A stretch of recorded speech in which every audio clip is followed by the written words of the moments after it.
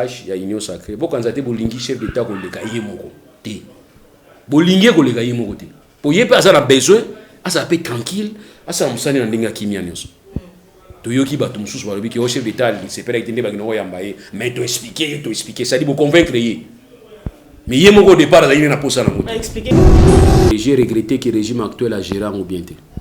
C'est comme si elle a intérêt dans Katia Eloko. Au départ, tant que les bandits, chef de l'État, a lobby qui a suspendu. Vous vous rappelez, bien que les papiers à quitté, a suspendu. Mobutu apprenait que sa parole, ça vaut une ordonnance. Donc quand le chef parle, on a besoin d'ordonnance parce que lui, c'est pas une personne qui parle, c'est toute une institution au Zoruba. Dans l'aéroport Angéli, dans la Pixel Bino, Bocha Banzela Moussous. Banzela Moussous Bokocha, Bokocha Nzela ya sima ya fleuve, Bokocha Penzela ya kati kuna, Bokocha Penzela ya mo ya Mutauti Ipen olega près dans les quartier 1 à Likimbala moko na Bokocha ngo. Bino bosa ga sotu mouton, bosa suni. Na banda ko ya prépayé, bosa na sima a bosa ndako mabaya, bino bosa la ngwana. Est-ce que ça problème na biso? Na ko bambaka Banzela. Est-ce que ça problème na biso? Ça problème na biso te? Et bah on va réagir comme ça va faible va réagir peut-être va tenir compte à considération tribale nanga ngana comme victime donc nga emsunga muna bandaki liboso nazo ebate nga muna bandaki liboso donc je commence dans mutazo selinga vrai kimbodi body na ilongi na komi aba betika li kofi mais on pose la question neni muto abeti li kofi dans les filles za libomate ouest Uganda kimeza question on a beau répondre ngana ko répondre ngote donc au monde que ba population na bunagana ba kimi na ouest parce que est na biso e kangama na ouest ya Burundi ya Uganda. Tant biso a problème ya li ba population ya kimia na ouest ya Uganda. Do ba trouver refuge na ouest ya Uganda. Kuna kimieza. Bozo mona normal. Dans une zone où ya li ke bazo surveiller te mais kuna kimia eza côté na biso kimieza te. Do wana boluka ba réponse bino. Ngana za na réponse te. On va ça la marche. Ils a été sur abi marche le 13 bino au c'est le 13.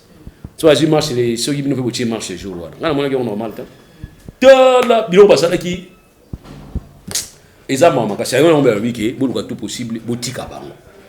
Netinga. So na zana conseil au pesa bango botika bango. Ba ambezo sala marche bolaki itinéraire na bango.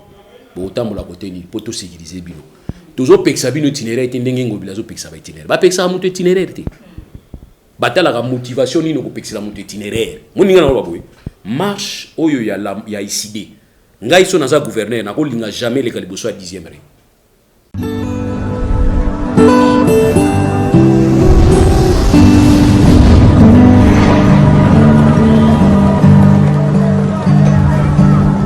Voilà mbote na balandi nyonso ya Dosta TV mbote na ba fidèle nyonso ya Vérité Plus 243 présenté par Vanessa Yambele.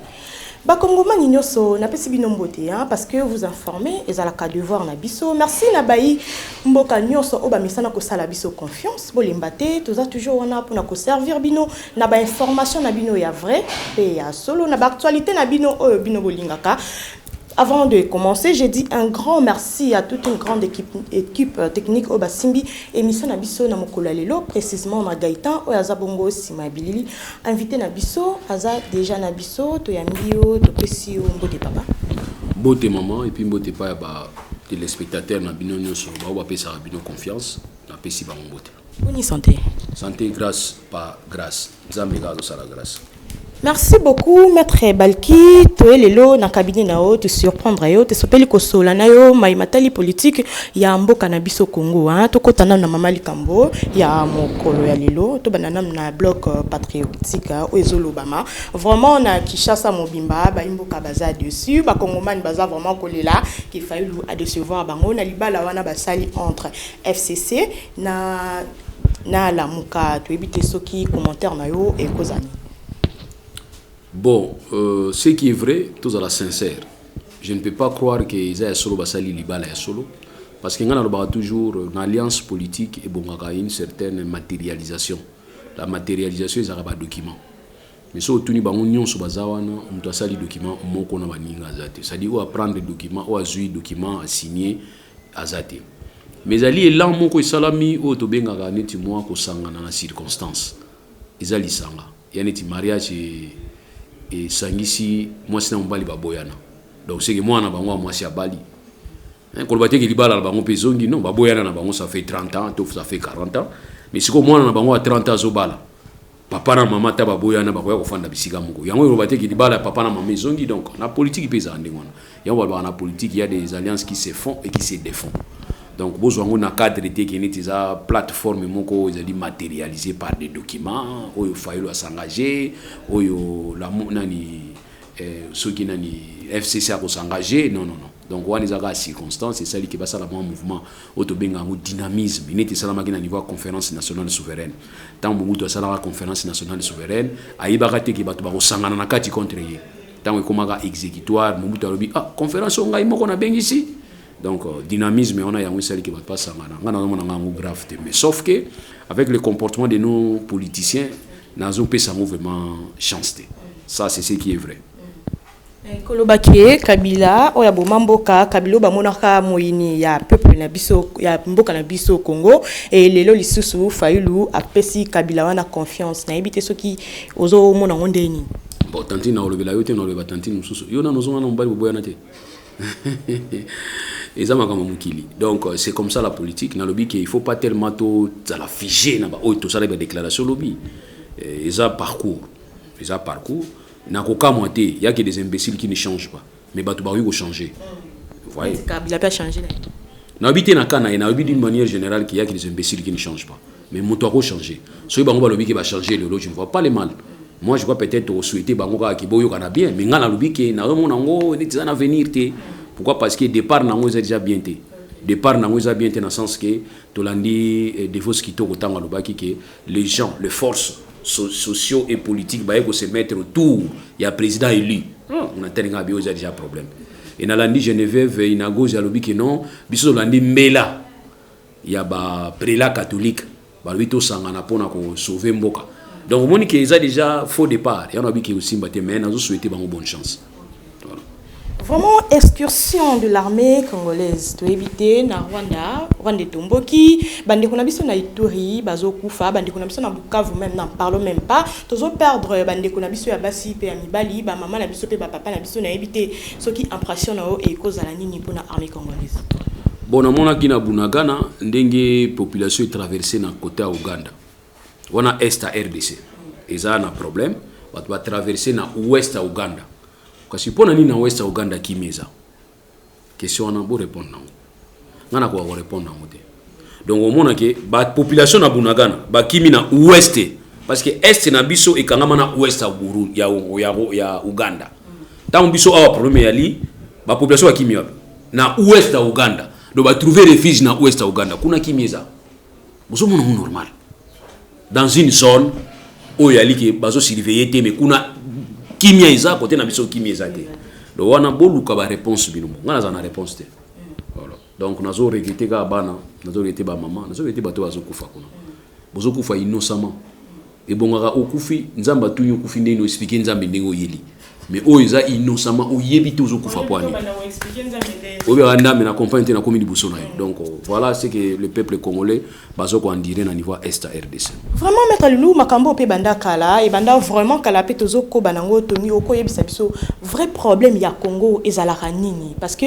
to bandara déjà cause to zalara déjà na kimiate tozo continuer cause na kimiate to éviter ce qui blobi na biso to zalara na kimia vrai problème vraiment ya Congo ezalaka nini koyeba plisika problème ezate za déjà problème vrai problème à Congo de yangono hier nous avons dit que c'était Kabila les problèmes souvenez-vous biso nyonso nanga habite na milongo en tout cas bolimbisanga pardon nanga na baki Kabila ndé problème na est et les autres bani ko loba so Tshisekedi lobi to loba Fayulu ça c'est déjà un problème et vous permettre biso de résoudre les problèmes te mais soto yebi plisika problème ezali yo nanga ta to yoka na kati ndako iso zika to yoka na to tika na ko bunda to bomana moto anda ko wana ezala bien mais yo nanga to yoka ni to continuer ko bunda c'est ça le vrai problème à Congo donc tant que tu n'as vrai problème ça na pesi vrai problème à Congo qu'est-ce qu'il faut faire pour nyonso wana esila pour Congo na biso ezonga na kimia il faut te yeba vrai problème et puis to zo va former la sika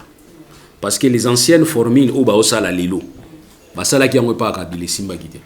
Alors quand vous reprenez les mêmes anciennes formules, vous avez la même solution. Apparemment, ce que Kabila faisait auparavant, il y a un candidat qui s'est quitté dans ça là. Mais au Bibi apparemment c'est ça. C'est ça. Yo so mona soda fanda bisika comme on dit chef coutumier. Soda fanda bisika comme on dit chef coutumier. Donc abujaka te, commanda babujaka été, commanda comment auto yogola, akoma ko loba munoko mboka ya batu bafani na yiwana, tout ça vous croyez que ezalaka normal, ezalaka normal ta. So va changer ba soda bisika pour permettre bas un comportement. Ça aussi c'est vraiment un problème. Au moins batu bazala niveau est wana baza. D'ailleurs période moko ezala ikutu, ba soda baza kuna balingi ba brasser bango atindika bango côté muso ba boya. Biso linga côté. Soda ni nous osenga pas mon continent linga côté yo lingi. C'est déjà un grand problème tout ça nango na mboka na biso. Et puis tu aussi n'est pas la communauté internationale parce que tu as levé la minité. Oui, que tu as un embargo. Tu as un droit au sommet de quitter. So, il y a des gens qui ont collaboré avec toi. On a fait une minute à ma tête. Au moins, bateau moi est télémi à mon nez. Bazo qui t'aminduki. Bosso yoga on sous. Ils allaient rajouter. Donc voilà aussi pour moi toi nango makasi angwana. Et puis voilà. Et puis tout une question. Comment ça se fait qu'à niveau est à RDC ils allaient un problème ou est à Ouganda ils allaient calme ou est il y a Burundi zaka calme ouest ya Uganda zaka ya Rwanda peut-être il va problème on bataka biso côté nini parce que dans tout ça na auto benga accord cadre à Addis Abeba ou accord cadre à lobiki to permettre te ba base arrière ya ba rebelle ezana ba mboka ba pays za limitrophe pona ni ba rebelle ba côté la na Brazzaville te ba côté la rapena Brazzaville tala na Centrafrique kuna moyen te pona ni ba rebelle ba pona au côté na Centrafrique te ba côté la biso na Centrafrique. Poni ba rebelle ba côté en Angola te biso na kabinda d'ailleurs na bisa kabino kuna toza na policier moko na frontière faut ça la police on passe na munduki mais na limite munduki na masasi ni ba côté la biso te toza kimia kuna tranquille kimia kabinda na frontière la yema wana policier moko azana munduki mais chargeur wana na limite betaka kuna kimia mais ka na Rwanda ka ba côté biso na Rwanda ba côté na Uganda ba côté na Burundi qu'est-ce qu'il y a là-bas c'est le vrai problème faut devoir résoudre. Il y a un problème de l'unité résoudre. Tu as la bamboka bazo occupé. On a télé bamboka na ba budagana, bamboka on se banini. Tu as la bamboka na bamboka ezaka ba hit. Banda ko ezaka banda ko ba ya mabele. Oh biso to kangiango. Bokangiango nini bo sala kuna. E bonga boka ngabisika bozo ata diamant, bozo ata or, mais bokangi kuna bozo zoa nini. Et le côté. Et sengoga go to kangi bunagana. To botoli Congo to botoli bango. Tu as la mboka ngo. Ezala 4 cases. Au moins commanda ba ceux qui ba force ba benga ba force nini. Ba force ya ba Ugandais mais bazo luka guerre na RDC ba koti kuna bakangi otala mboka ngo bakasi mibale ni étage monique na mboka wana ni place ba benda ka diamant ni place ba benda ka or ni mosala ko bakangi ngo kaka iza pona ko diminuer biso alors yango to senga biso ba congolais to luka to se remettre en cause to bonsa politique interne na biso to bonsi politique interne na biso yo permettre biso to za makasi face à batu za pembeni parce que tozana histoire à RDC tu ba armée à RDC zo lungwa zo nous ba corps côté mususu ya na biso ngo ba armée à RDC zo kene ba Tchad les loti na Tchad ba benga ka base so obiki na uti na Congo Zaire mais ba otalo go emsoza mais o baza ba soldats donc ça dit ba banga ka ba dans esprit wa kalawana o Zaire sala ki ba tango to ba ke to pesa la confiance na biso na ba béret rouge na ba béret vert les lotos zo na kati poto luka tout possible to refaire état tous oni sangona ba condition moko ya bien pour permettre ne fisque na musika ba to banga biso.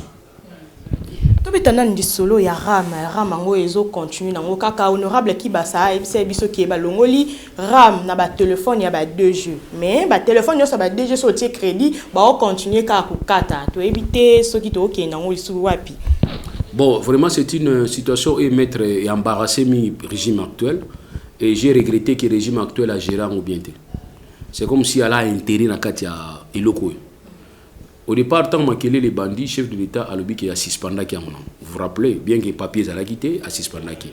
Mon bout apprenait que sa parole, ça vaut une ordonnance. Donc quand le chef parle, on a besoin d'ordonnance parce que lui c'est pas une personne qui parle, c'est toute une institution au Zoruba. Donc nous avons une seule institution en Bokanabiso, ils ont Moutou, ils ont chef de l'État, ils ont président de la République. Alors quand il parle, on a besoin d'ordonnance. Il nous a promis qu'on va suspendre mon nom. Pourquoi? Parce que lui aussi a compris qu'il y avait problème de mécanisme. Il y a récolte en Bongwana. D'abord, problème, il y a établissement. Il y a les taxes, il y a redevances, il y a impôts. Et ça posait déjà problème. Et aussi, problème, il y a gestion en Ango. Il n'y a pas confié à la gestion. Pas plus tard que 4 jours passés, nous aurions appris que le réseau et la communication, Moko, sont maquillés, de plus, nous avons dit oui. Cette situation ne pouvait que se passer ainsi. Pourquoi? Parce que mesure et récolte, il y a collecte. Des athées. Vous voyez, combien?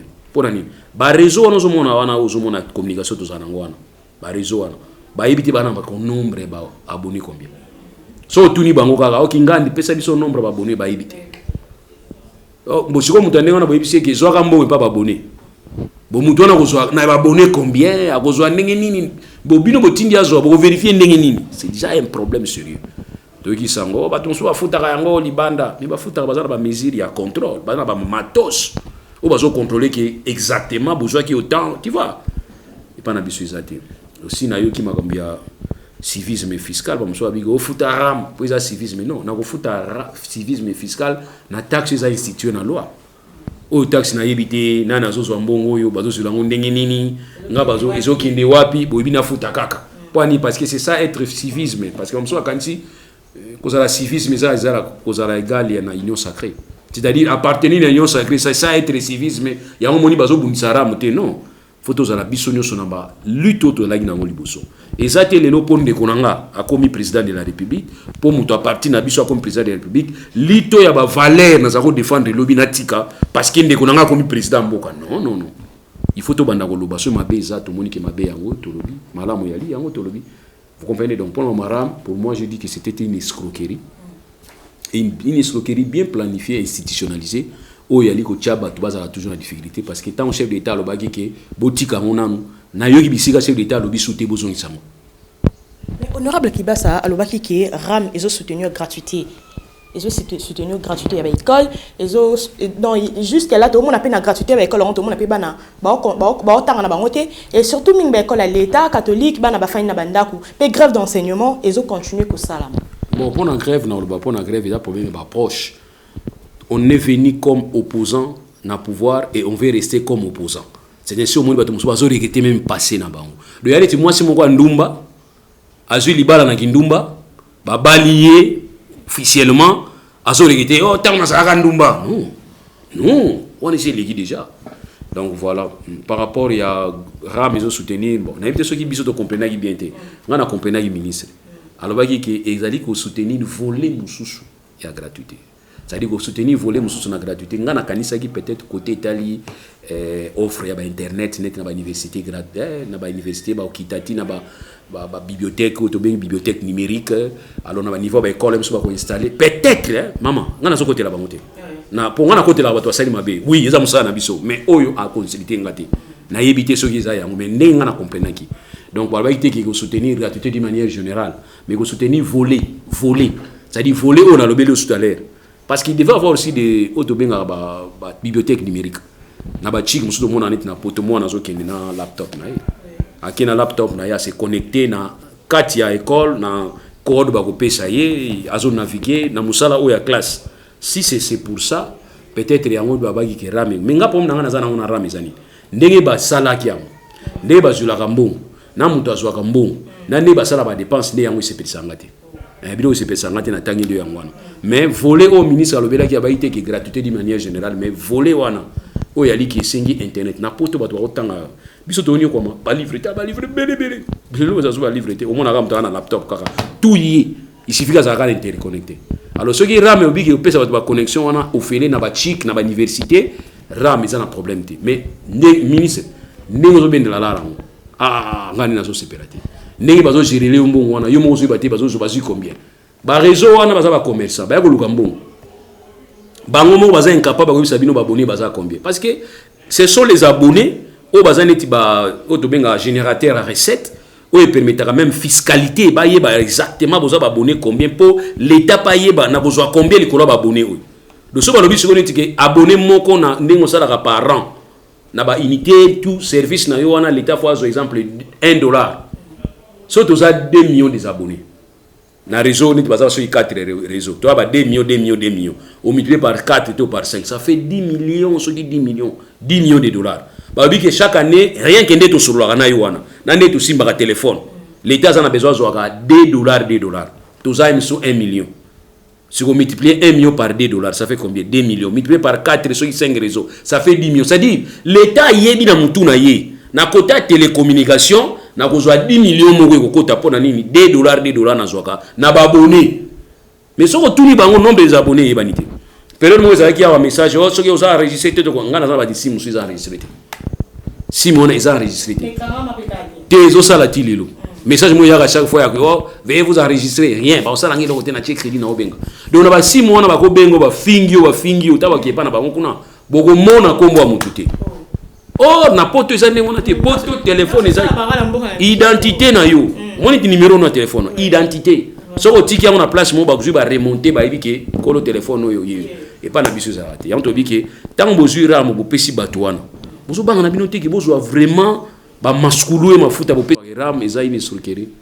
Maître Loulou, le président de la République Fatou Tshilombo a déjà 3 ans dans le pouvoir. Ce qui balobi au sala bilan il y a mandat naie ba pesi yo Maître Loulou au sala bilan wana to éviter et cause la positif ou négatif. Bon, bilan est la facilité, hein, maman. Parce que ça, c'est un problème, mais aussi une passion, il y a bateau. Et en tant que vous allez naître, au monde vous pour quelqu'un. À tout le monde, peut-être moi pour, au monde vous fanatique. Mais il faut que vous soyez ça, il ne faut pas payer ça bilan. Eh, maman, bilan, ça a un client, ils ont un commerçant dans ça, bilan. Pas on va ça la bilan. Maître, ma marche, il y a la mouka marche le 13 awa, marche il y a la samedi passé, par reportage qui a des présidents Nabiso, Ayaki, vraiment il y a la Moboulou, marche comme il est 13, n'a évité ce qu'on yebisa. Président élu Martin Fayulu Nini. Vous savez, problème autre le bela qui vient, tu yebisa qui est que misoni ça na nzoto ya opposant. Parce que biso na Congo, nous avons une loi portant statut à opposition. Oh, Tshisekedi a salati. Tant que la loi wana Tshisekedi président de lois à une opposition. Si vous yo bénéficier nango, il y a une loi au portant statut à chef de l'État. Tant que la chef de l'État actuel à une opposition. So tant que y a tout ça qui est méga obongisango, ba obongisango te. Mais so nzoka fallait nda méga obongisango parce que loi na to sepela nango te. Alors loi au basela une opposition, exactement président de lois à une opposition. Il y a pas bongisi nango te. Vous profitez na loi wana za kitoko. Viens sur le billet des résistants. Total inamibé quoi mboka bi critique ba tchai ba résistant tout monate. Mais tout monde place ba tchai opposant. Or il y a ça en tant qu'opposant ça la facilité à mener batou na réflexion sous par rapport au régime zo sala. Ya to bengi contrepoids. Vous comprenez ngai ta batou na nga question que oh non na o etali porte-parole opposition, c'est pas que porte-parole opposition. Il faut ça nécessairement motoyo aza deuxième. Parce que ceux qui ont abîmé première comme institution en boka, oh ya landa qui est la différence va voir mon quai, nous t'entendons PC vert, tout PC valeur. Et on te dit que vieux wana il faut amitié na posonaye. C'est autant obi président li yomoko seki ngape na sekaki, ngape na seki. Ngape na sekaki. Si le président eli me yenda au marche. Si le président eli mta au marche. Dans une république, président il y a ça la marche na quatre république bisika o ya za président. Amizongi ça non. Premier problème na biso pas vie zani via mizongi ça. Nazara contre viété, nazara pe pour yété, na linga vie nda mizongi ça na vrai. Biso do lingi pouvoir à place à Kosibiso boy, opposition à recadrer. Pouvoir à place à Kosibiso opposition à recadrer. Linga le na lingi ngona. Baza na marche. Bon, na bi ke décider mta na marche, ba baza na marche na ba groupe ya FCC ba sangona ki wana. Ça la marche mais là on a regretté ka bato ya cash ya union sacrée bo kanza te bolingi chef d'état ko leka yemoko te bolingi ko leka yemoko te po yepe asa na besoin asa pe tranquille asa musani na ndinga kimia nyonso to yoki bato mususu balobi ki o chef d'état c'est pas été ndeba ngino yamba ye mais to expliquer ça dit bo convaincre ye mais yemoko au départ azali na posa na moto ba expliquer que ça nginde mona photo la c'est bon biso beto populaire or muntu azo diriger sa popularité azane na décision. On est tous dirigés, azane na décision. Yani na parler mama gangi bana bagangi papa otala bango kabo. Dernier parole ils pas nani. Papa bana oganga. Ça le biga mangé. Il la mise papa. Papa faut ko tapena oganga. Papa passe la marche na kati ndako. Non, je suis là, je vous regarde. O abenga ngo cour à cassation. Na casser ba décision c'est où dans assez. Yango to ba yike botika bango ça la marche na bango. Ils a été sur abi marche le 13 minutes au Tchèque c'est le 13. Soit je marche les ceux qui ne peuvent pas marcher jour là. Ngana mona ki normal ta.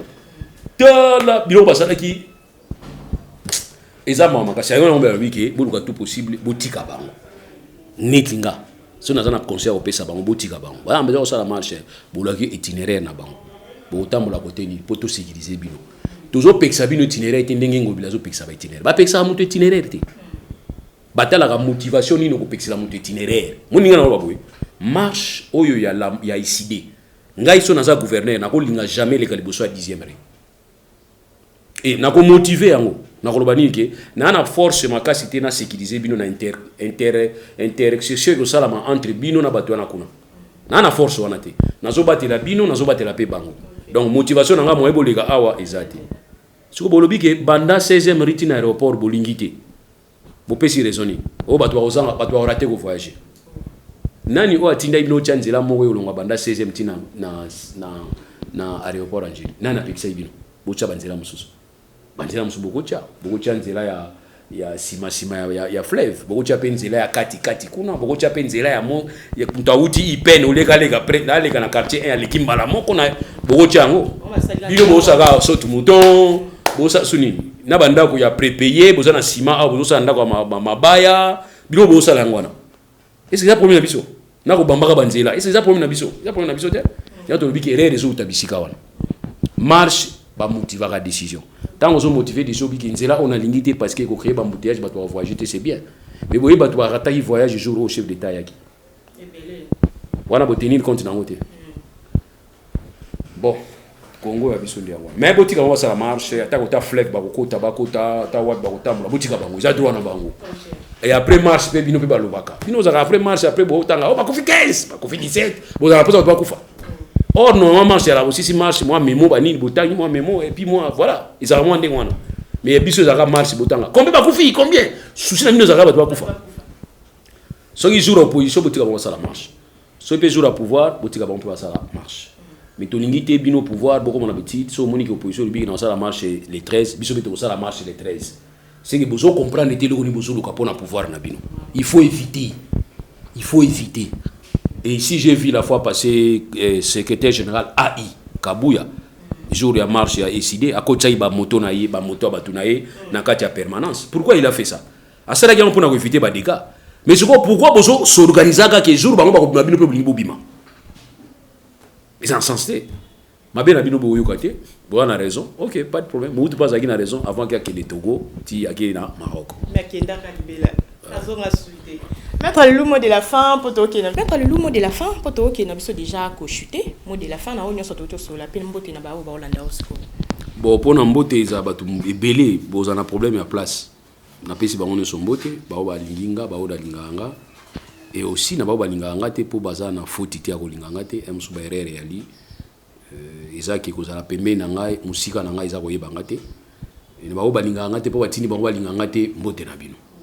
Voilà. Pour yamba tu musuba tinda bango kolinga ite.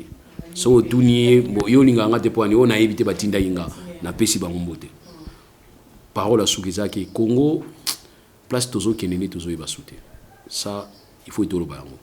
Bisika to wuti to yebi bisika tozo kende siko to yebi sute. Pour espoir to zayi nango. Nga personnellement nazo bango vérité izolongo.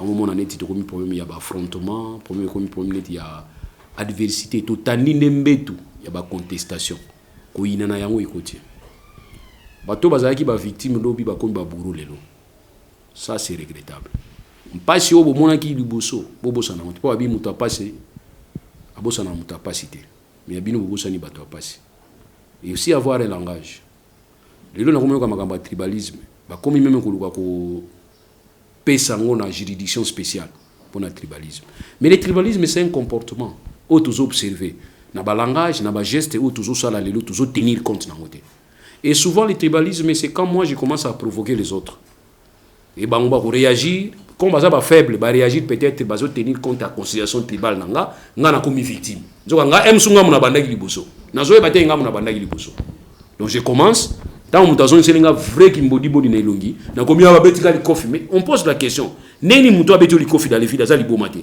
au monde emsuna cesse nga muna bandaki. Ça aussi, c'est un comportement phototique. Ça dit, la victimisation. Tu commences quelqu'un, tant que tu réagir correctement. Il y a des gens qui sont là. Yesu ta lobi ke obeta gauche pesa droite. Non, ba tumso ya obeti mbata, tant on peso ba mbata. Do senti ba mbati mon ma kofi. Après oza kando ki abeti nga makasi mais toi tu as commencé. Si tu n'avais pas commencé à ko banda pe ko beto ma kofite. Tous en garde. Nga zo kanisa peut-être que balkanisation oyo to banga ki na ba 1960 biso tozo aider yango isala malelo parce qu'il y a balkanisation quand deux peuples ba comme na ba rivalité ba tie to benga rouge ligne rouge ba ligne so le kanate ça c'est la balkanisation to bandi yango déjà or balkanisation eza serre ya tribalisme voilà. Voilà, te comme na suka ya émission na biso na mokolo lelo. Merci na ba nyonso bazwaki libaku ya kokotisa Vanessa Mbele na banda ko na bino kaka pona kolanda émission na biso vérité plus 243. Merci à toute personne oyo balandaka Dosta TV et merci na yemoko mobali ya tembe ba mobali wa banga raté Dosta ki mbanza résistant à makasi na pesi mbote bisiko zali. Merci na Tommy Minengo depuis États-Unis. Merci la petite sœur nanga propre balobi Abia Dongo la pesi mbote bisiko zali depuis Italie to sala rande to yo kanaki. Merci na bino nyonso oyo bolingaka Dosta TV. Merci na Gaëtan o asimba ki bongo caméra wazala ki bongo sima ya bilili ngala bino to kabwani awa ingeta.